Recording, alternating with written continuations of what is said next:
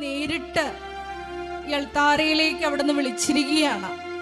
നമുക്കൊരു നിമിഷം ഹൃദയം തുറന്ന് സ്തുതിക്കാം. എല്ലാ മേഖലകളെയും സമർപ്പിച്ചുകൊണ്ട് അൾത്താരയിലേക്ക് എഴുന്നള്ളി വരുന്ന ദിവ്യകാരുണ്യനാഥനെ നമ്മുടെ ഉടമ്പടി വിഷയങ്ങളിലേക്കും കുടുംബങ്ങളിലേക്ക് ക്ഷണിച്ചുകൊണ്ട് നമുക്കൊരു നിമിഷം സ്തുതിക്കാം. ഹല്ലേലൂയ, ഹല്ലേലൂയ, മഹത്വം, മഹത്വം, ആരാധന, ആരാധന, ഹല്ലേലൂയ, ഹല്ലേലൂയ. ഈ ആരാധനയിൽ ഉടനീളം അവിടുത്തെ സാന്നിധ്യം പ്രകടമാക്കണമേ എന്ന് പ്രാർത്ഥിക്കുന്നു. ഹല്ലേലൂയ, മഹത്വം, മഹത്വം, ആരാധന, ആരാധന, ഹല്ലേലൂയ. അങ്ങേ ഞങ്ങൾ ആരാധിക്കുന്നു.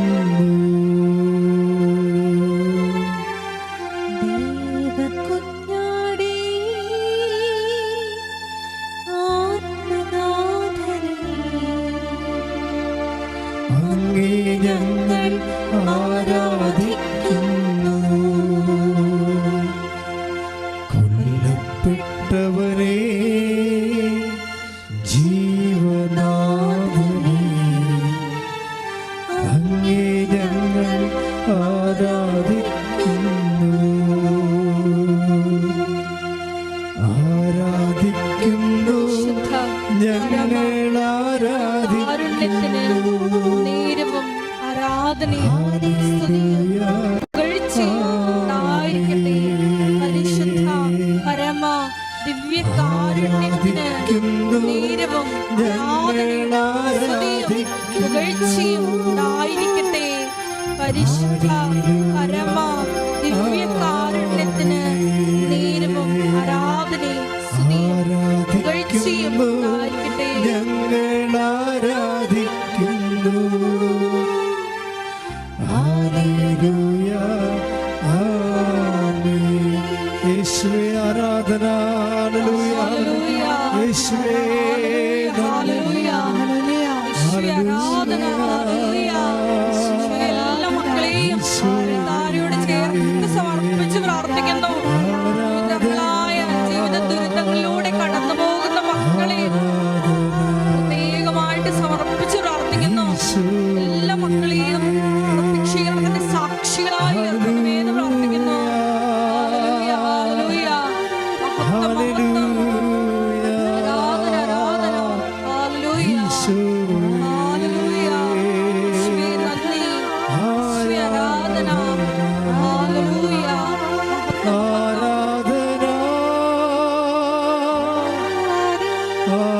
ആരാധന, ആരാധന,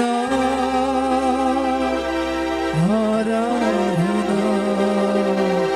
യേശുവേ. നമുക്ക് കൃപാസനം പ്രത്യക്ഷീകരണ മാധ്യസ്ഥ പ്രാർത്ഥന ഏറ്റുചൊല്ലാം.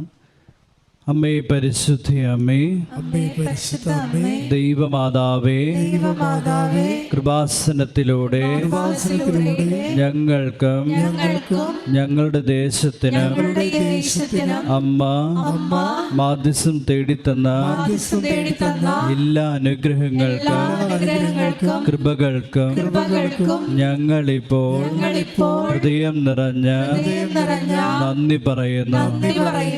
പരിശുദ്ധ അമ്മയുടെ മാധ്യസ്ഥം വഴിയായി ഈശോ നൽകിയ എല്ലാ അനുഗ്രഹങ്ങളെയും ഓർത്ത് ഇരുകരങ്ങൾ ഉയർത്തി നമുക്ക് സ്തുതിച്ച് അവിടുത്തെ ആരാധിക്കാം. യേശുവേ നന്ദി. ഹല്ലേലൂയ, യേശുവേ ആരാധന, ആരാധന, ആരാധന. ഹല്ലേലൂയ കർത്താവേ, നന്ദി ദൈവമേ, ഞങ്ങൾക്ക് നൽകിയില്ല കൃപകൾ അനുഗ്രഹങ്ങൾ. ഹല്ലേലൂയ, യേശുവേ ആരാധന, ആരാധന, ആരാധന. ഹല്ലേലൂയ, ആമേൻ. ആരാധിക്കുന്നു, ഞങ്ങൾ ആരാധിക്കുന്നു. ഹല്ലേലൂയ, ആമേൻ. ശിരസ് നമിച്ച് നമുക്ക് അവിടുത്തെ ആരാധിക്കാം. പരിശുദ്ധ പരമ ദിവ്യകാരുണ്യത്തിന് ആരാധനയും സ്തുതിയും പുകഴ്ചയും ഉണ്ടായിരിക്കട്ടെ. ഞങ്ങളെ സ്നേഹിക്കുകയും പരിപാലിക്കുകയും ചെയ്യുന്ന പരിശുദ്ധ പരമ ദിവ്യകാരുണ്യത്തിന് എന്നേരവും ആരാധനയും സ്തുതിയും പുകഴ്ചയും ഉണ്ടായിരിക്കട്ടെ. ഞങ്ങളുടെ ഹൃദയങ്ങൾക്ക് ജീവൻ നൽകുന്ന പരിശുദ്ധ പരമ ദിവ്യകാരുണ്യത്തിന് എന്നേരവും ആരാധനയും സ്തുതിയും പുകഴ്ചയും ഉണ്ടായിരിക്കട്ടെ. അമ്മേ പരിശുദ്ധ അമ്മേ, അമ്മേ പരിശുദ്ധ അമ്മേ, ദൈവമാതാവേ, ദൈവമാതാവേ, 2004 ഡിസംബർ 7-ാം തീയതി ഡിസംബർ 7-ാം തീയതി ഉച്ചകഴിഞ്ഞ് 2:30 കൃപാസനത്തിൽ സംഭവിച്ച അമ്മയുടെ പ്രത്യക്ഷപ്പെടലിനെ കുറിച്ച് തിരുസഭയ്ക്ക് സമർപ്പിച്ചിരിക്കുന്ന പഠനരേഖകളുടെ മേൽ വസ്തുനിഷ്ഠവും ദൈവശാസ്ത്ര വിധിപ്രകാരമുള്ളതുമായ അന്വേഷണ പഠനങ്ങൾ നടത്തി ആ പ്രത്യക്ഷപ്പെടലിലൂടെ പ്രകടമായ ദൈവമാതാവിന്റെ പ്രത്യേക കരുതലും സംരക്ഷണവും വെളിപ്പെടുത്തുന്ന പീഡിതരുടെ ആശ്വാസവും പ്രവാചകന്മാരുടെ രാജ്ഞിയും വാഗ്ദാനത്തിന്റെ പേടകവും പ്രപഞ്ച പ്രകൃതിയുടെ മാതാവുമായ പരിശുദ്ധ അമ്മയുടെ ഭക്തി തിരുസഭയിൽ കൂടുതൽ പ്രചരിച്ച് ജീവിതത്തിന്റെ ദുരന്ത അവസ്ഥകളിൽ അകപ്പെട്ടു കഴിയുന്ന അനേകായിരം മക്കൾക്ക് ദൈവത്തിന്റെ സാന്നിധ്യവും സന്ധിപ്പും കൂടുതൽ അനുഭവിക്കുക വഴി ആത്മീയ വിശുദ്ധിയും ദൈവശക്തിയും കൈവരിക്കുവാൻ ഞങ്ങളുടെ കുടുംബങ്ങളെ ഇടയാക്കണമേ. നമുക്കൊരിക്കൽ കൂടി ഇരു കരങ്ങൾ ഉയർത്തി അവിടുത്തെ സ്തുതിച്ച് ആരാധിക്കാം. ഈശോയുടെ ശക്തിയും കൃപയും ഈ തിരുമണിക്കൂറിൽ കടന്നു വരാൻ ബഹുമാനപ്പെട്ട ജോസഫ് അച്ഛനോട് ഞങ്ങൾക്ക് ആവശ്യമുള്ള വചനം ലഭിക്കും. അഭിഷേകം ഉണ്ടാകാനിടയാക്കണമേ. കൃപകളാൽ നിമിഷങ്ങൾ നിറയ്ക്കണമേ എന്ന് പ്രാർത്ഥന. ഹല്ലേലൂയ. ശക്തിയാൽ അഗ്നിയാൽ സ്വർഗീയ കൃപാവരങ്ങളാൽ ഈ മണിക്കൂറുകൾ അനുഗ്രഹിക്കുന്ന യേശു നന്ദി. ഹല്ലേലൂയ ഹല്ലേലൂയ യേശു നന്ദി. ഹല്ലേലൂയ ഹല്ലേലൂയ യേശു ആരാധന. Hallelujah hallelujah. ആരാധിക്കുന്നു ഞങ്ങൾ ആരാധിക്കുന്നു. ഹല്ലേലൂയ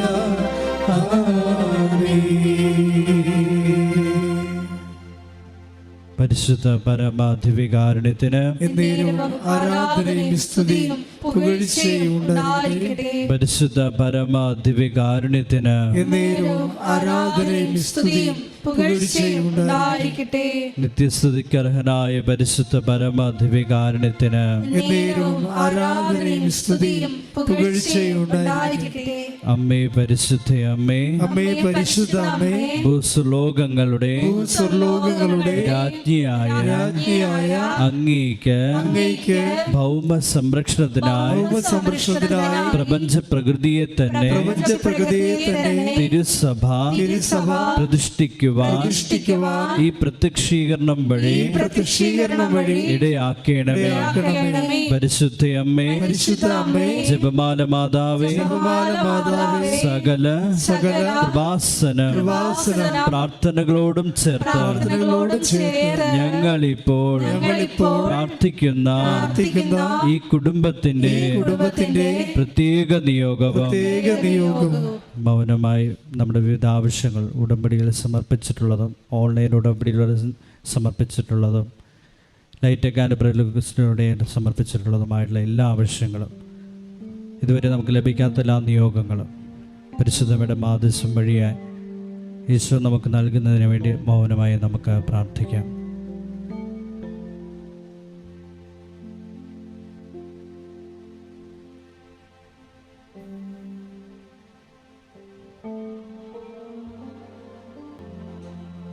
നമുക്ക് ഏറ്റുചൊല്ലാം.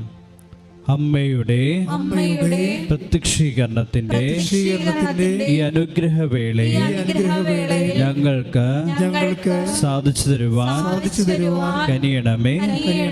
ആമേൻ. നമുക്കൊരിക്കൽ കൂടി ഇരു കാര്യങ്ങൾ ഉയർത്തി ഈശോയെ സ്തുതിച്ച് ആരാധിക്കാം. യേശുവേ സ്തുതിക്കട്ടെ. ഹല്ലേലൂയ ഹല്ലേലൂയ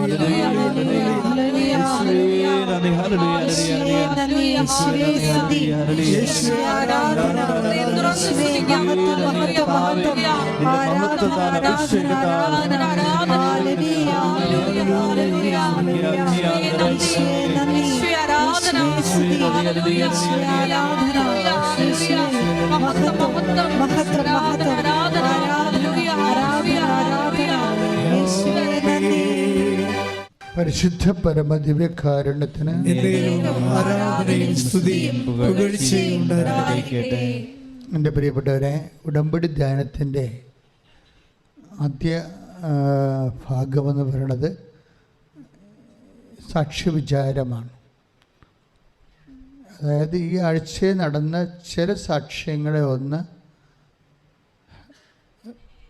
ഹൈലൈറ്റ് ചെയ്യുകയും ആ സാക്ഷ്യങ്ങളുടെ ഒരു ഉടമ്പടി ജീവശാസ്ത്രമുണ്ട്, അത് വചനാധിഷ്ഠിതമായി പരിശോധിക്കുകയും ആ സെയിം സിറ്റുവേഷനിലൂടെ കടന്നു പോകുന്നവർക്ക് ഒരു ആപ്ലിക്കേഷൻ കിട്ടുകയും ചെയ്യുകയാണ് ഈ സാക്ഷ്യവിചാരണത്തിൻ്റെ പ്രധാനപ്പെട്ട ഉദ്ദേശം. ഈ ആഴ്ചത്തെ നല്ല സാക്ഷ്യങ്ങളിലൊന്ന് ക്രിസ്റ്റി ജിനോയുടെ സാക്ഷ്യമാണ്. എല്ലാ സാക്ഷ്യങ്ങളും നല്ലതാണ്, നല്ലതല്ലാത്ത സാക്ഷ്യങ്ങൾ നമ്മളിവിടെ പറയിപ്പിക്കത്തുമില്ല. പക്ഷെ അതല്ല ടിപ്പിക്കൽ സാക്ഷ്യം എന്ന് പറയും. ക്രിസ്റ്റി ജിനോയുടെ പ്രോബ്ലം എന്ന് വെച്ചാൽ അവർ ഒരു ജർമ്മൻ സ്റ്റുഡൻ്റാണ്, ജർമ്മൻ ഭാഷ സ്റ്റുഡൻ്റാണ്. പക്ഷെ പ്രോബ്ലം എന്ന് വെച്ച് കഴിഞ്ഞാൽ ഇവർക്ക് ക്ലാസ്സിൽ അറ്റൻഡ് ചെയ്യാൻ പറ്റണില്ല. ക്ലാസ്സിൽ അറ്റൻഡ് ചെയ്യാൻ ആദ്യകാലങ്ങളിൽ അവർക്ക് A1 A2 പരീക്ഷയുടെ സമയത്ത് കോവിഡാണ് വന്നത്. അവർക്ക് കോവിഡ് വന്ന് ശ്വാസം കിട്ടാതെയായി, ക്ലാസ്സിൽ പോകാൻ പറ്റാതെയായി, ക്ലാസ്സിൽ ആബ്സെൻ്റായി. അപ്പോൾ പരീക്ഷ അറ്റൻഡ് ചെയ്താൽ തോക്കുമെന്നുള്ള കാരണം വെറുതെ കാശ് കളയണ്ട എന്നാണ് പൊതുവെയുള്ള ഒരു പൊതുധാരണ. പക്ഷെ എങ്കിലും അവളുടെ മനസ്സിലിരുന്ന് ആരോ പറയുന്നുണ്ട്, നീ അറ്റൻഡ് ചെയ്യുമെന്ന് പറയുന്നുണ്ട്. അറ്റൻഡ് ചെയ്യുകയും 60% പോലും അറ്റൻഡൻസ് ഇല്ലായിരുന്ന ഈ ക്രിസ്റ്റി ജിനോ A1 ഏറ്റവും കവർ ചെയ്യുകയും ചെയ്യും അത്ഭുതകരമായി. പിന്നെ B1 B2 എക്സാം വരും, ജർമ്മൻ. അത് അവർക്ക് കോയമ്പത്തൂർ പോയി എഴുതേണ്ടതാണ്. B1 B2 എക്സാം വരുമ്പോൾ കുറച്ച് പഠിക്കാൻ പറ്റും, കുറച്ച് പഠിക്കാൻ പറ്റത്തില്ല, കൊളാപ്സാണ്. പക്ഷെ പരീക്ഷ എഴുതാൻ പോയ സ്ഥലത്ത് എനിക്കൊണ്ട് കൽക്കട്ടയിലാണ് പരീക്ഷ എഴുതാൻ പോയിരിക്കണം തോന്നുന്നത്. അവിടെ വെച്ച് ഇവർക്ക് ഫുഡ് പോയ്സൺ അടിക്കാം. അവിടുത്തെ ഭക്ഷണം പിടിക്കാതെ വന്നിട്ട് ഛർദിലും മറ്റസുഖമൊക്കെ ഇട്ടിട്ട് കിടന്നു പോകും, തളർന്നു പോകും, എഴുന്നേറ്റ് നിൽക്കാൻ പോലും പറ്റാത്ത അവസ്ഥയാകും. എന്നിട്ട് ഉള്ള ജീവൻ വെച്ചുകൊണ്ട് ഇവർ പോയി B1 B2 അറ്റൻഡ് ചെയ്യും. പക്ഷെ അതിനെല്ലാം നല്ല സ്കോർ കിട്ടും. എന്താ വിഷയമെന്ന് പറയണത്, നമ്മൾക്ക് ഇവിടെ ഒന്നും ഒരു കറക്റ്റായിട്ട് എന്താണ് സംഭവിക്കണമെന്ന് റീസണബിളായിട്ട് പറയാൻ പറ്റണില്ല. ഒരു യുക്തിപരമായിട്ട് ഇതിൻ്റെ അകത്ത് ഒത്തിരി യുക്തിപരമായിട്ട് സപ്പോർട്ട് ചെയ്യുന്ന ഒരു സാക്ഷ്യമല്ലത്. പക്ഷെ ഇറ്റ്സ് ഹാപ്പൻഡ്. സോ അതങ്ങനെ സംഭവിക്കുന്നു. അതിന് ബൈബിളാണ് എൻ്റെ കാരണങ്ങൾ പറയുന്നത്. നമ്മുടെ ജീവിതത്തിൽ റീസണബിളായിട്ട് നടക്കത്തില്ല, മാത്തമാറ്റിക്കലായിട്ട് നടക്കത്തില്ല, യുക്തിപരമായിട്ട് നടക്കത്തില്ല. പിന്നെ ഇതെങ്ങനെ നടക്കുന്നു എന്ന് ചോദിച്ചു കഴിഞ്ഞാൽ അതിന് ഉത്തരം ബൈബിളേ പറയത്തുള്ളൂ, കർത്താവിൻ്റെ വചനമേ പറയത്തുള്ളൂ. എന്താണ് പറയണത്? എല്ലാത്തിൻ്റെയും അടിസ്ഥാനം ദൈവത്തിൻ്റെ കരുണയാണ്. എന്ന് പറഞ്ഞ് എല്ലാത്തിൻ്റെയും അടിസ്ഥാനം ദൈവത്തിൻ്റെ കരുണയാണ്. റോമ 9:16 മെസ്സേജ് ഉള്ളത്. Take the word of God. ശ്രുതിക്കട്ടെ. ഹല്ലേലൂയ.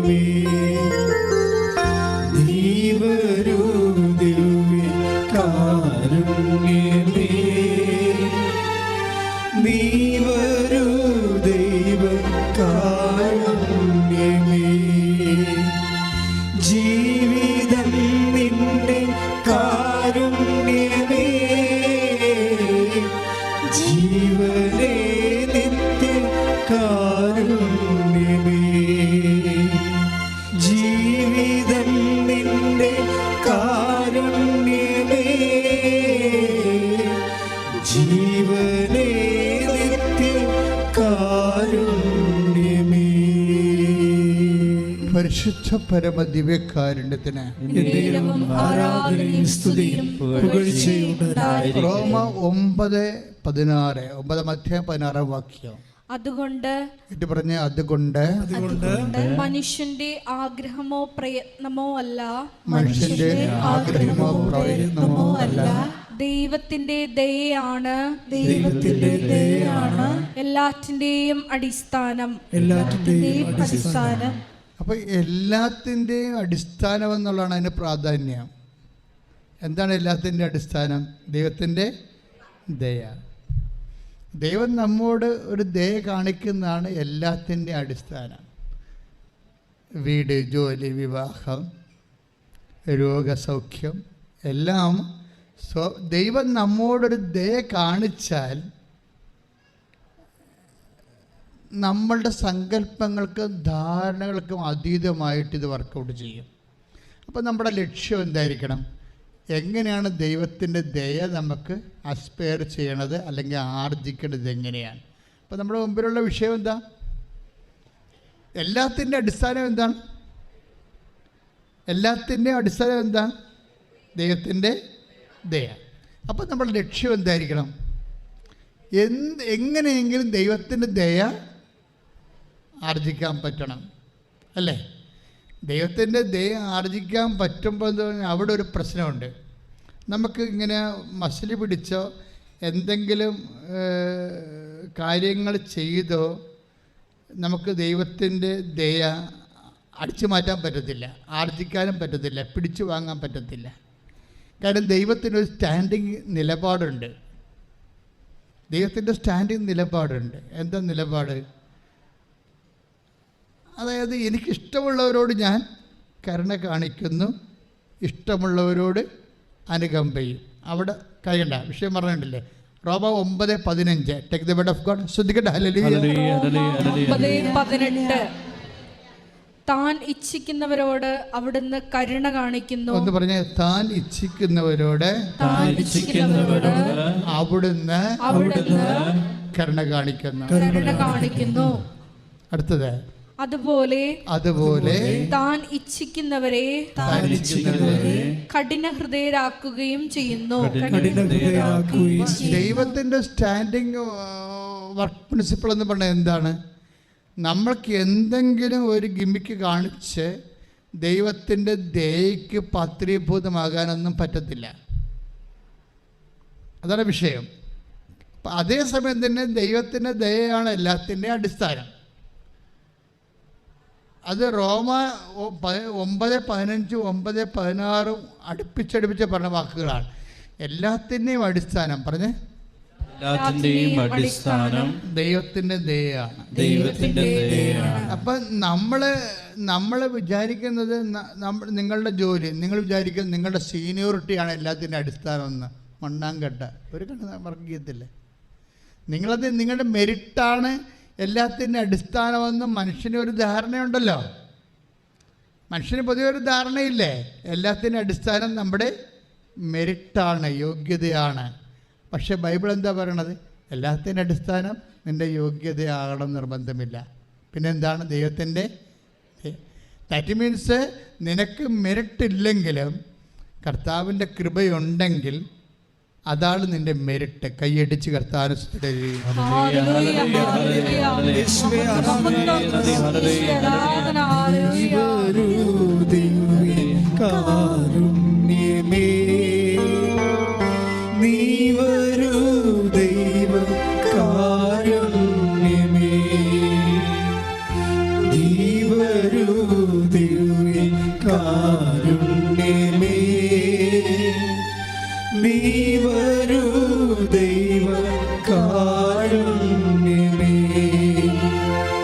ജീവിതം നിന്റെ കാരുണ്യമേ, ജീവനേ നിത്യ കാരുണ്യമേ, ജീവിതം നിന്റെ കാരുണ്യമേ, ജീവനേ നിത്യ കാരുണ്യമേ. നമ്മൾ ഈ വചനത്തിൻ്റെ കൂടെ ചേർത്ത് വെക്കുന്ന സാക്ഷ്യങ്ങളാണ്. കഴിഞ്ഞ ദിവസത്തെ ഒരു സാക്ഷ്യം ഒരു പത്തനംതിട്ടയിലെ ഒരു സിബി മാത്യുവിൻ്റെ സാക്ഷ്യമാണ്. സിബി മാത്യുവിൻ്റെ പ്രശ്നം എന്താണ്? അദ്ദേഹം 2018 പ്രളയത്തിൽ, നമുക്കറിയാം പത്തനംതിട്ട ചെങ്ങന്നൂർ ഭാഗങ്ങളൊക്കെ പ്രളയത്തിൻ്റെ ഏറ്റവും വലിയ കെടുതി അനുഭവിച്ച സ്ഥലങ്ങളാണ്. അപ്പോൾ അദ്ദേഹത്തിൻ്റെ ഫാക്ടറിയും അദ്ദേഹത്തിൻ്റെ കമ്പനിയും എല്ലാം ഒഴുകിപ്പോയി, നശിച്ചു പോയി. അദ്ദേഹം വലിയ കടത്തിലും, 2 തരത്തിൽ കടങ്ങൾ വന്ന്. ഒന്ന്, ബാങ്കുകാർ ജപ്തിയിലാക്കി വസ്തു അവശേഷിക്കുക, ഉള്ളതാ പോയി, അവശേഷിക്കുന്നത് ബാങ്കുകാർ ജപ്തിയിലാക്കി. അതേസമയം തന്നെ പ്രൈവറ്റ് ലോൺസ്, പ്രൈവറ്റ് അദ്ദേഹം കൊടുക്കാനുണ്ടായിരുന്ന ആൾക്കാരെല്ലാം അദ്ദേഹത്തിൻ്റെ വീട് വളഞ്ഞ്. വളരെ മാന്യമായി ജീവിച്ച ഒരു മനുഷ്യനാണ്. അത് പറയുമ്പോൾ അദ്ദേഹത്തിൻ്റെ ചങ്കിങ്ങനെ പെട്ടെന്ന് കണ്ണിങ്ങനെ നിറയും. കാര്യം വളരെ മാന്യമായ രീതിയിൽ ജീവിച്ചതാണ്. പക്ഷെ ഒരു പ്രളയം വന്നതോടുകൂടി ലൈഫിങ്ങനെ തിരിച്ചു വെച്ച പോലെ എന്തൊക്കെയാണ് പോയത്? അദ്ദേഹത്തിൻ്റെ എല്ലാ സ്ഥാവര ജംഗമ വസ്തുക്കളും അസ്ഥി ഭദ്രതകളും എല്ലാം പോയിട്ട് അദ്ദേഹം വലിയ കൂടിയ കടക്കാരനായി മാറിയിട്ട് ബാങ്ക് ജപ്തിയാകാൻ പോകുന്നു. ജപ്തി നോട്ടീസ് ഇട്ട്, ഡേറ്റ് ഇട്ട്. അതേസമയം തന്നെ അദ്ദേഹത്തിന് പ്രൈവറ്റ് കടക്കാരെല്ലാം അദ്ദേഹത്തിൻ്റെ വീട് വളയണം. അപ്പോൾ ഇങ്ങനെ ഒരു വല്ലാത്ത സിറ്റുവേഷനിൽ ആരോ പറഞ്ഞിട്ടാണ് അദ്ദേഹം അവസാനത്തെ ഒരു കച്ചിത്തുരുമ്പ് പോലെ ഉടമ്പടി എടുക്കുന്നത്. ഉടമ്പടി എടുത്ത ദിവസം കഴിഞ്ഞിട്ട് പിന്നീട് അദ്ദേഹം അത് കൊണ്ടുവന്ന് ഒരാഴ്ച കഴിഞ്ഞപ്പോൾ, ഒരാഴ്ചക്ക് മുമ്പാണ് ഉടമ്പടി എടുക്കുന്നത്. അപ്പോൾ അദ്ദേഹത്തിൻ്റെ അത് നിക്കക്കളിയില്ലാതെ വീടുകളിൽ ആളിങ്ങനെ കടക്കാരെപ്പോഴും വന്ന് നാണം കെടുത്താൻ തുടങ്ങിയപ്പോൾ അദ്ദേഹം ഇവിടെ വന്ന് ഈ ഉടമ്പടി എടുത്ത പേപ്പറുമായിട്ട് വന്ന്, അപ്പം ഞാൻ ഈ ഉടമ്പടി ജപ്തി പേപ്പർ കൊണ്ടുപോയി അമ്മയെടുത്ത് ഏൽപ്പിച്ചു. നമുക്ക് ചെയ്യാൻ കഴിയുന്ന ഏറ്റവും അർത്ഥവത്തായ ഒരു കാര്യമാണ് വിശ്വാസിയെ സംബന്ധിച്ച്. അവിശ്വാസിയെ സംബന്ധിച്ചിടത്തോളം ഇതെന്ത് പരിപാടിയാണെന്ന് തോന്നിപ്പോകും. പക്ഷേ വിശ്വാസിയെ സംബന്ധിച്ചിടത്തോളം അത് വേറെ ലൈനിലാണത് പോണത്. കാര്യം നമുക്ക് വേറെ ഒരു മെറിറ്റില്ല. വചനം എന്താ പറയണത്? റോമ 9:16 എന്താ പറയണത്? എല്ലാത്തിൻ്റെ അടിസ്ഥാനം ദൈവത്തിൻ്റെ കാരുണ്യമാണ്. അതാണ് സംഭവം. നമ്മൾ എന്തുകൊണ്ടാണ് ഇത് എല്ലാ അമ്മയെ കാര്യം ദൈവത്തിൻ്റെ തിരുസ്ഥ അമ്മയേക്കാൾ വലിയ മാധ്യസ്ഥയില്ല, നമുക്കറിയാം. അപ്പോൾ അതുകൊണ്ട് തന്നെ എല്ലാം അമ്മയുടെ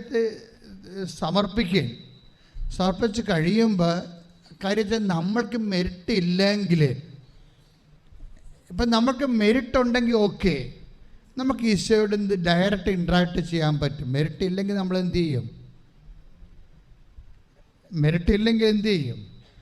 കാര്യം നമ്മുടെ ജീവിതത്തിൽ നമ്മൾ എത്ര കൊലകൊമ്പനായാലും ചിലപ്പോൾ നമുക്ക് നമ്മുടേതായിട്ടുള്ള യോഗ്യത ഇല്ലാതാണ്ട് വരും. അതുകൊണ്ടാണ് യോഗ്യതയില്ലാത്ത ഒരു അവസ്ഥ വന്നാലാണ് മരിയൻ കവനൻറ്റിൻ്റെ പ്രസക്തി വരുന്നത്.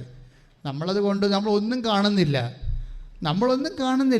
ഞാൻ ആ ജപ്തി പേപ്പർ 2 കോടി ജപ്തി പേപ്പർ കൊണ്ടുവന്ന് മാതാവിൻ്റെ അടുത്ത് വെച്ചിട്ട് ഒരു വിശ്വാസ പ്രമാണം ചൊല്ലി ഒരു സമർപ്പണ പ്രാർത്ഥനയും ചൊല്ലിയിട്ട് തിരിച്ചു കൊടുക്കുമ്പോൾ എന്താ സംഭവിക്കണത്? തിരിച്ചു കൊടുക്കുമ്പോൾ തന്നെ അദ്ദേഹത്തിന് ഒരു വെളിച്ചം കിട്ടും പെട്ടെന്ന്. എന്താണ്? ഒരു 6 മാസത്തിന് മുമ്പ് മറ്റ് ഒരു ഫ്രണ്ടിനെ അദ്ദേഹം പരിചയപ്പെട്ടിരുന്നു. ജസ്റ്റ് റീസെൻ്റാണ്, കാഷ്വലായിട്ട് അങ്ങനെ പരിചയപ്പെട്ടതാണ്, ജസ്റ്റ് റീസെൻ്റ്. എന്താ പ്രോബ്ലം വെച്ച് കഴിഞ്ഞാൽ, നിന്നെ രക്ഷിക്കാനുള്ള നീ ദൈവത്തിൻ്റെ ഒരു വഴികളിലേക്ക് പോകുന്ന വ്യക്തിയാണ് എന്ന് ദൈവത്തിന് തോന്നിയാൽ, നാളെ കാലം നിനക്കൊരു അപകടം ഉണ്ടാകാൻ സാധ്യതയുണ്ടെന്ന് ദൈവത്തെ മനസ്സിലായാൽ, ദൈവം ആ വിഷയം നിന്നെ രക്ഷിക്കാനുള്ള വഴികൾ സെറ്റ് ചെയ്ത് വെച്ചേക്കും. പക്ഷെ നീ ഡോണ്ട് കെയർ ആയാൽ, ദൈവത്തിനേക്കാൾ വലിയ എൻ്റെ കഴിവാണ്, എൻ്റെ ബുദ്ധിയാണ്, എൻ്റെ ശക്തിയാണ്, അമേരിക്കയിലും കാനഡയിലും ഒക്കെ ഉള്ള എൻ്റെ ബന്ധുക്കളാണെന്നൊക്കെ പറഞ്ഞിരുന്നാൽ നീ ദൈവത്തിനെ അവോയ്ഡ് ചെയ്താൽ നീ ദൈവം നിനക്ക് വേണ്ടി ഒരുക്കിയിരിക്കുന്ന പദ്ധതി വെളിപ്പെടുത്തത്തില്ല. കാര്യം എന്താണ്? പന്നിയുടെ മുമ്പിൽ കൊണ്ടുപോയി രത്നങ്ങൾ വിതറുന്നതെന്ന് ഈശോ നേരത്തെ പറഞ്ഞത് ദൈവത്തിൻ്റെ നിലപാടാണത്. നിങ്ങളുടെ മുത്തുകൾ പന്നികളുടെ മുമ്പിൽ വിതറരുത്. Take the word of God. ശ്രദ്ധിക്കട്ടെ. Hallelujah, hallelujah, hallelujah, hallelujah, hallelujah. മത്തായി ശ്രീകണ്ഠ സുവിശേഷം 7:6. നിങ്ങളുടെ മുത്തുകൾ പന്നികൾക്ക് ഇട്ടുകൊടുക്കരുത്. അത് പറഞ്ഞാൽ നിങ്ങളുടെ മുത്തുകൾ പന്നികൾക്ക് ഇട്ടുകൊടുക്കരുത്. അവ അത് ചവിട്ടി നശിപ്പിക്കുകയും തിരിഞ്ഞ് നിങ്ങളെ ആക്രമിക്കുകയും ചെയ്തേക്കാം. അപ്പൊ ദൈവത്തിന്റെ മനസ്സിലിരിപ്പ് കൃത്യമല്ലേ? ഇത് ഈ കളി അറിയാതെ കളിച്ചാൽ കൈ പൊള്ളാൻ സാധ്യതയുണ്ട്. ഇത് വെച്ച് കഴിഞ്ഞാൽ നമ്മളൊരു പന്നിയാണെന്ന് വിചാരിച്ചോ. ദൈവത്തിന് എന്താ വെച്ചാൽ പന്നിയുടെ സ്വഭാവം എന്താണ്? ചുമ്മാ വെട്ടി വിഴുങ്ങുക, കുറേ പ്രസവിക്കുക. ആ പ്രസവിക്കണ കൊച്ചിനെ തന്നെ തിന്നുക. പന്നിയുടെ സ്വഭാവം അതല്ല. നമ്മൾ നോക്കിയിരുന്ന ഒരു 21 കുഞ്ഞുങ്ങളൊക്കെ പ്രസവിക്കും, പക്ഷേ കിട്ടണ 7 എണ്ണമാണ്. ബാക്കിയെല്ലാം അത് രാത്രി അടിച്ചു കളയും, തന്നെത്താൻ അടിച്ചു കളയും. സ്വന്തം കുഞ്ഞിനെയാണ് തിന്നണമെന്ന് പോലും അതിന് ബോധമില്ല. ഇങ്ങനെയുള്ളൊരു വ്യക്തിയാണ് നീയെങ്കിൽ തീർച്ചയായിട്ടും നിനക്ക് ദൈവിക വഴികൾ വെളിപ്പെട്ട് കിട്ടത്തില്ല. കാര്യം എന്താണ്? ദൈവം അത് വെളിപ്പെടുത്തത്തില്ല. കാര്യം വെളിപ്പെടുത്തിയിട്ട് കാര്യമില്ല. അങ്ങനെ വെളിപ്പെടുത്തി തന്നാൽ പോലും നീ പറയും നിൻ്റെ കേമത്വമാണെന്ന് പറയും. നിന്നെ പരീക്ഷ ജയിപ്പിച്ചെന്ന് വിചാരിച്ചോ? നീ പഠിച്ചിട്ടില്ല, പരീക്ഷ ജയിപ്പിച്ചു. അപ്പം നീ പറയും ഞാൻ പഠിക്കേണ്ട ആവശ്യമൊന്നുമില്ല, പഠിക്കാതെ തന്നെ എനിക്കൊന്നും ഇഷ്ടം നോക്കിയാൽ മതി. നീ കൂട്ടുകാർ അപ്പം ദൈവമാണ് നിന്നെ ഹെൽപ്പ് ചെയ്തിരിക്കണം. ദൈവത്തിൻ്റെ കാരുണ്യമാണ് നിന്നെ ഹെൽപ്പ് ചെയ്തിരിക്കണത്. പക്ഷേ നീ പന്നിയായത് കാരണം ദൈവത്തിന് അവോയ്ഡ് കൊണ്ട് പറയും എനിക്കതൊന്നും പ്രശ്നമില്ല, എനിക്കൊന്ന് ക്ലാസ് അറ്റൻഡ് ചെയ്യണം, ചുമ്മാ ഒന്ന് നോക്കിയാൽ മതി, മാർക്ക് പ്രവടാന്ന് വീണുള്ളൂ എന്ന് പറയും. ദാറ്റ് മീൻസ് ദൈവത്തിന് കൊടുക്കേണ്ട മഹത്വം പന്നി അടിച്ചു മാറ്റണം. കണ്ടില്ലേ? സ്വന്തമായിട്ട് സൂക്ഷിച്ച് കളിച്ചില്ലെങ്കിൽ ഒരിക്കലും നമുക്ക് ദൈവദർശനം നിൽക്കാൻ പറ്റത്തില്ല. പ്രാർത്ഥിക്കുക, കർത്താവ് ദൈവമേ, സ്വയം പുകഴ്ചയും മഹത്വം അന്വേഷിക്കാതെ ഏകജാതന്റെ മഹത്വം ദൈവത്തിന് കരയേറ്റിക്കൊണ്ട് എൻ്റെ സാക്ഷ്യങ്ങളാൽ ദൈവത്തെ മഹത്വപ്പെടുത്താൻ എന്നെ അഭിഷേകം ചെയ്യണം.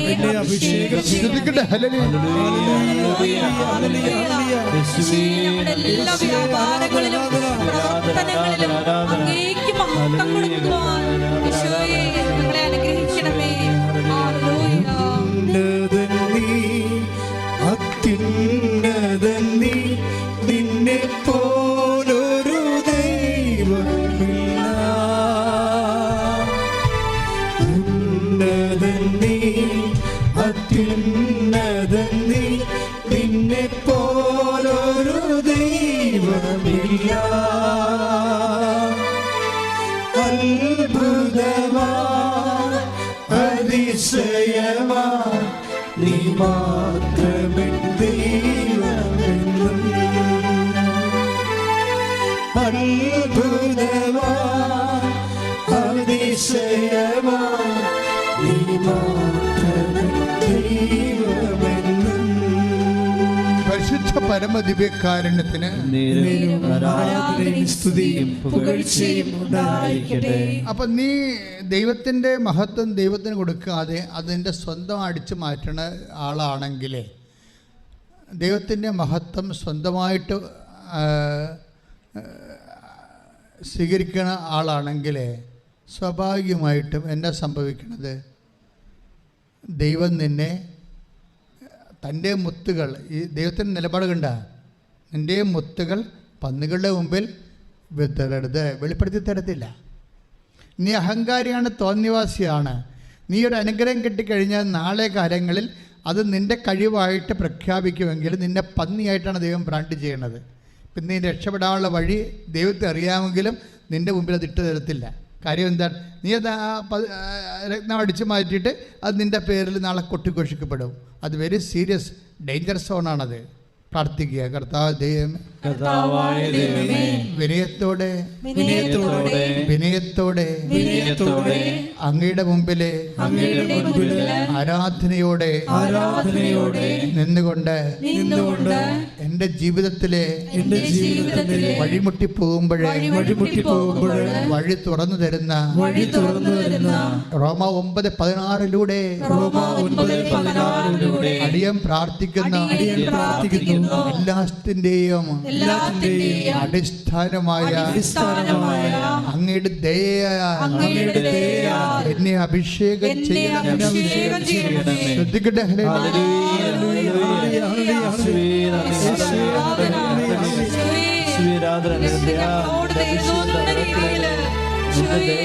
അന്തരംഗത്തെ ഒരുക്കണമേ എന്ന് പ്രാർത്ഥിക്കുന്നു.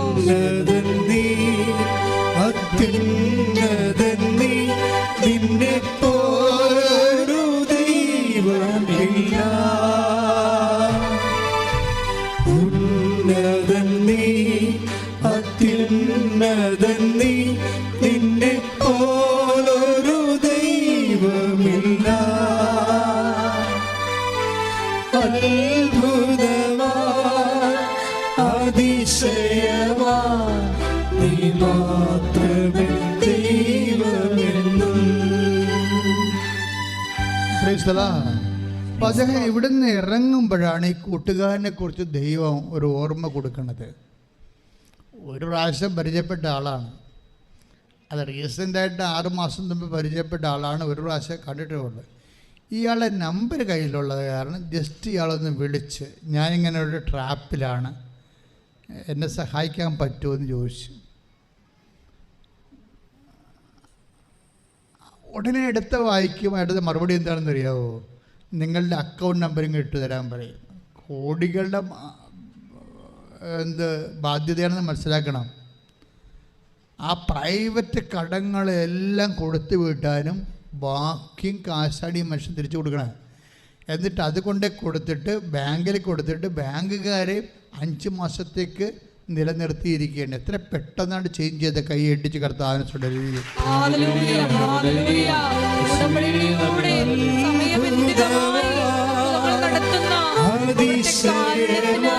നന്ദി പറയുന്നു.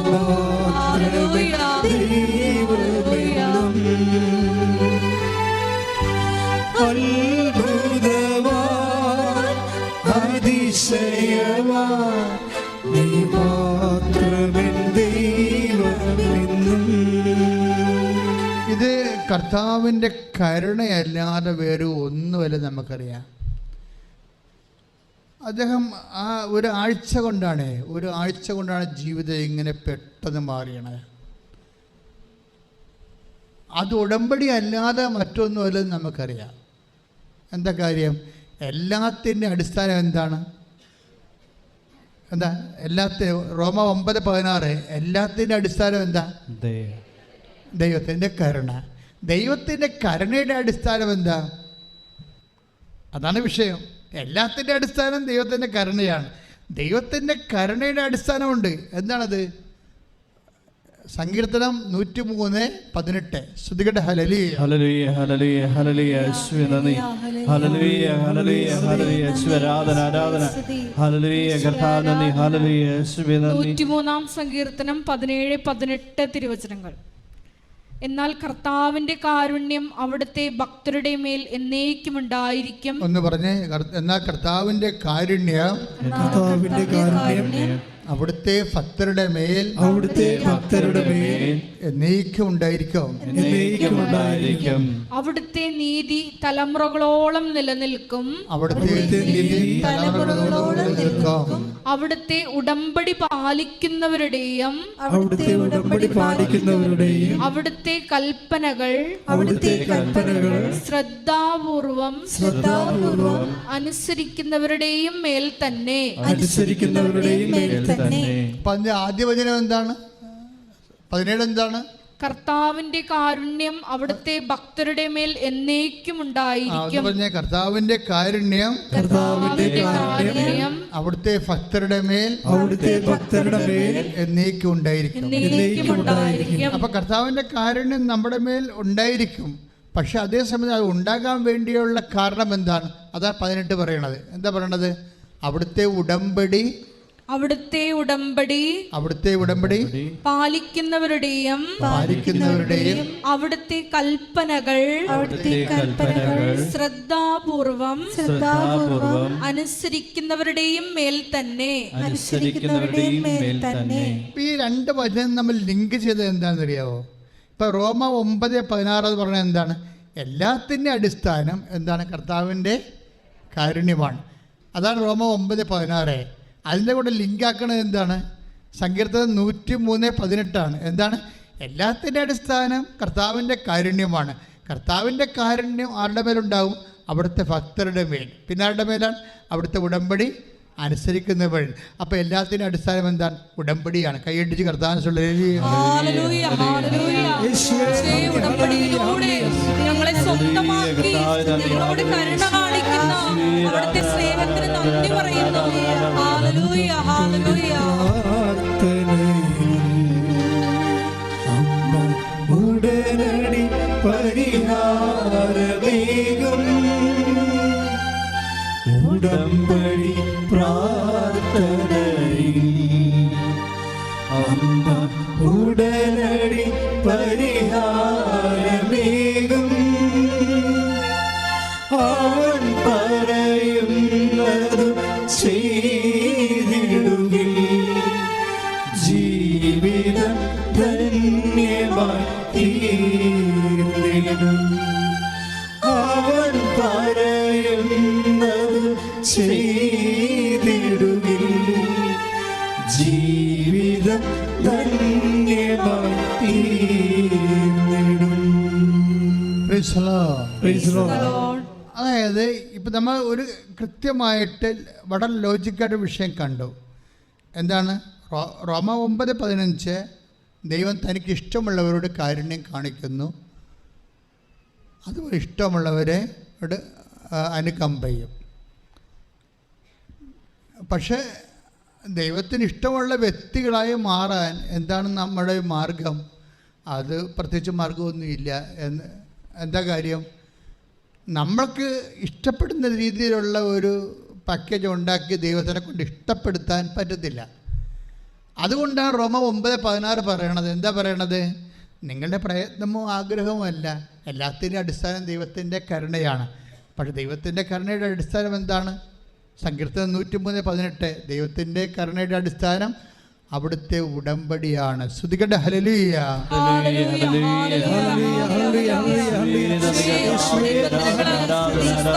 പാലിക്കാനുള്ള കൃപ ഉടമ്പടി ധ്യാനത്തിലൂടെ എന്റെ മക്കൾക്ക് പ്രദാനം ചെയ്യണമേ.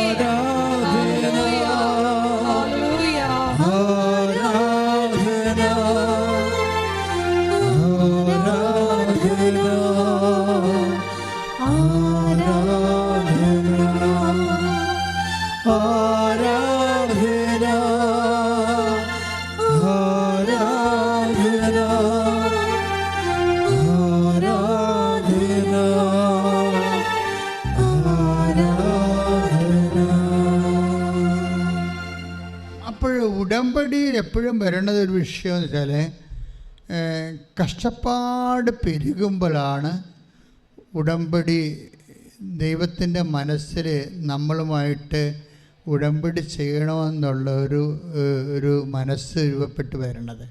കഷ്ടപ്പാട് ഉടമ്പടിയും തമ്മിൽ കുറേ ബന്ധമുണ്ട്. ശ്രുതികട്ടെ മക്കള്, നമുക്കൊരു പാട്ട് പാടി കർത്താൻ ശ്രുതികട്ടെ. കേട്ട വചനങ്ങളെ ധ്യാനിച്ചു പ്രാർത്ഥിക്കുന്നു. നിന്റെ കരുണ വേഗം ഞങ്ങളുടെ മേൽ പ്രകടമാക്കണമേ എന്ന് പ്രാർത്ഥിക്കുന്നു. ഉടമ്പടി നിബന്ധനകള് പാലിക്കുന്നതിലൂടെ ഈശോയെ ഞങ്ങളോട് ദയ തോന്നണമേ എന്ന് പ്രാർത്ഥിക്കുന്നു. ഈശോയെ ആരാധന. Hallelujah hallelujah. മഹത്വം മഹത്വം. ആരാധന ആരാധന. Hallelujah hallelujah.